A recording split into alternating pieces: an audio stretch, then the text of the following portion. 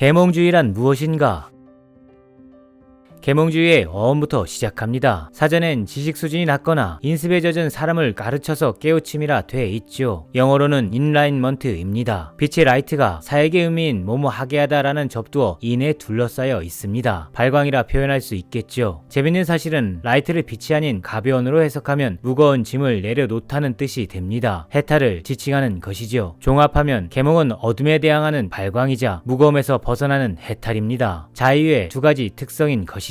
이 계몽주의 운동은 언제, 어떻게, 어디서, 누가 시작하였는가? 루이 16세의 말이 징후적입니다. 나의 왕국을 쓰러뜨린 것은 볼테르와 루소, 바로 이 두 놈이다. 계몽주의 운동은 개개인의 발광과 해탈의 사적 자유를 위해 특권을 와해하고 구체제를 해체하고자 했습니다. 자유의 확정이 세계의 진보라고 믿었던 것이죠. 사적 자유는 스스로 고유성을 증폭할 에너지입니다. 자신이 될 권리죠. 볼테르와 루소의 유명한 말을 덧대 봅니다. 우선 볼테르의 말입니다. 나는 당신의 사상에 반대한다. 그러나 당신이 당신의 사상 때문에 탄압을 받는다면 나는 당신 편에서 싸울 것이다. 적에게 승리하는 것보다 사적 자유의 보편적 구축이 우선합니다. 정당에게 이길 수 있는 환경이 자유라는 공기인 것이지요. 다음은 루소의 말입니다. 인간은 자유롭게 태어났지만 지금은 어디서나 쇠사슬에 묶여 있다. 낡은 체제가 인간을 가두고 있다는 뜻입니다. 자연의 일부로 살아가야 할 인간이 인공의 구조물 속에 감금돼 자유의 가치를 잃어버렸다고 루소는 생각했습니다. 볼테르와 루소는 치열하게 싸웠으나 자유라는 한 가지 원칙을 제일의 가치로 숭상했죠. 만인이 자유의 가치를 이해할 때 인류가 진보할 수 있기 때문입니다. 대립했으나 자유라는 가치로 묶인 이 둘의 철학이 바로 절대의 왕정을 무너뜨린 힘입니다. 그렇다면 계몽주의가 말하는 자유란 무엇인가? 합의를 위한 최고의 가치가 사랑이라면 독립을 위한 최고의 가치는 자유입니다. 사랑은 종교적 비폭력으로 현시되지만 자유는 혁명적 폭력으로 수반될 수 있습니다. 자유를 보다 구체적으로 돋봐보기 위해 우리에게 고급 스테이크로 유명한 사토브리앙의 남편 르네를 예시합니다. 계몽주의의 시작을 알리는 글이고 프랑스적 낭만주의의 효시로 알려져 있지요. 자의식과 풍경의 발견이 이 소설을 기점으로 중폭되었습니다. 일본의 비평가 코진의 주장 따나 세계를 풍경으로 묘사하는 기질은 계몽주의 이후 진행된 근대인들의 발명품입니다. 사토브리앙은 귀족 출신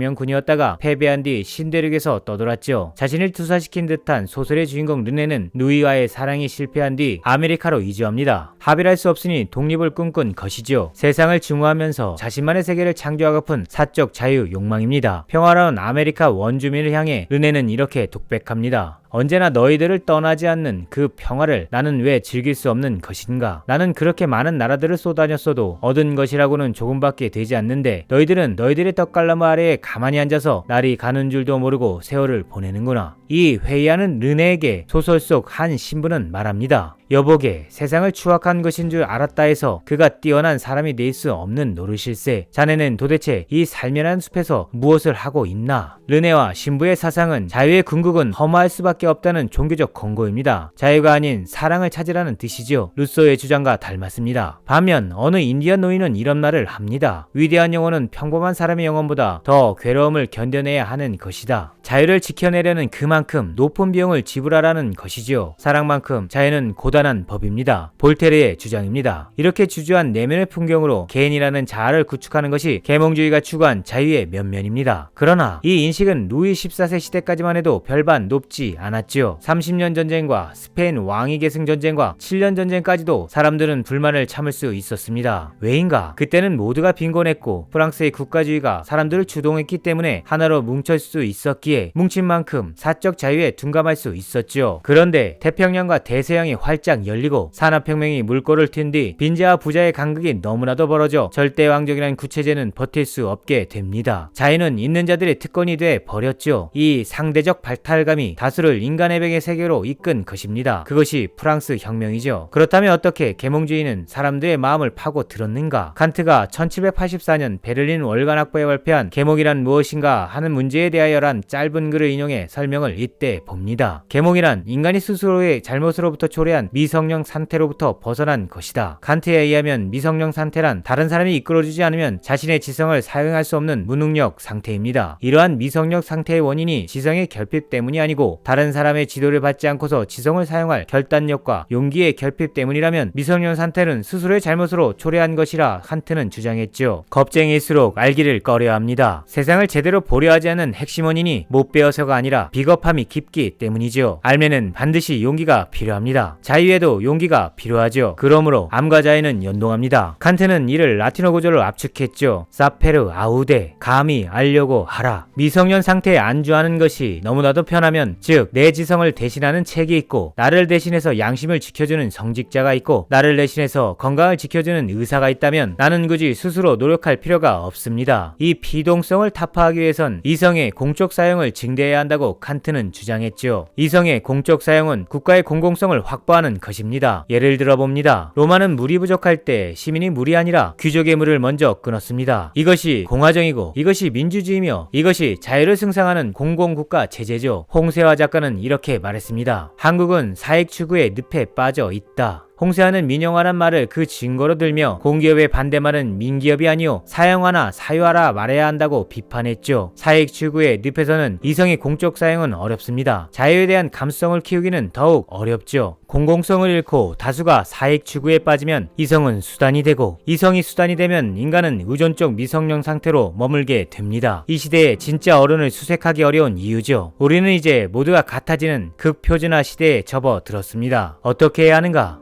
홍세화의 마지막 칼럼을 예시합니다. 진보나 좌파를 말하는 것과 진보나 좌파로 사는 것은 다르다. 생활을 진보화시켜야 하고 생활을 급진화시켜야 하는 것이죠. 계몽주의가 프랑스 혁명을 통해 세계를 흔들 수 있었던 힘 또한 일상에서 자유를 천착한 용기롭고 성실한 다수의 열정이었습니다. 진보를 말하면서 생활은 보수와 다르지 않고 계몽을 말하면서 일상이 미성년 상태라면 아무것도 변화시킬 수 없는 것이지요. 어떻게 해야 하는가? 니체에게서 해결책을 수색해 봅니다. 너무나도 인간적인 제2장 방랑자와 그의 그림자에 박힌 두 가지 원칙입니다. 첫째, 가장 확실한 것과 가장 잘 증명할 수 있는 것을 목표로 해서 삶을 설정한다. 둘째, 삶이 궁극적인 방향으로 나아가기 전에 가장 가까운 것과 가까운 것, 확실한 것과 덜 확실한 것의 순서를 정한다. 요컨대 구체적이고 직접적인 것부터 바꾸라. 몽롱한 꿈에서, 그 촌스러운 꿈에서 맑고 투명한 생기로 변환되는 결정적 순간이 바로 오늘이길 소원하며 안녕.